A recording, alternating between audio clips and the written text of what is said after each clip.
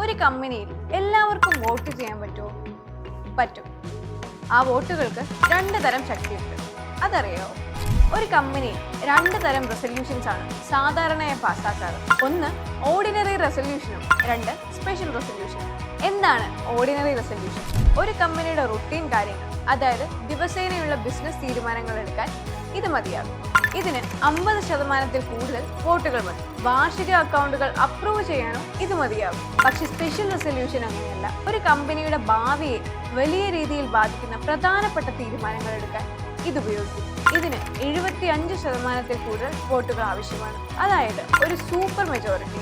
ഉദാഹരണത്തിന് കമ്പനിയുടെ പേര് മാറ്റുക, ഷെയർ ക്യാപിറ്റൽ കുറയ്ക്കുക, അല്ലെങ്കിൽ കമ്പനി അവസാനിപ്പിക്കുക. അപ്പോൾ ചുരുക്കി പറഞ്ഞാൽ, നിങ്ങളൊരു കമ്പനിയിൽ വോട്ട് ചെയ്യുമ്പോൾ അതൊരു സാധാരണ തീരുമാനമാണോ അതോ ഒരു സുപ്രധാന തീരുമാനമാണോ എന്ന് മനസ്സിലാക്കുന്നത് വളരെ പ്രധാനപ്പെട്ട ഒരു കാര്യമാണ്. നിങ്ങളുടെ വോട്ടിന്റെ വില എത്രയാണെന്ന് തിരിച്ചറിയാൻ ഇത് സഹായിക്കും. ഇതുപോലെയുള്ള കൂടുതൽ ഇൻഫോർമേറ്റീവ് ആയിട്ടുള്ള വീഡിയോസിനായി സബ്സ്ക്രൈബ്.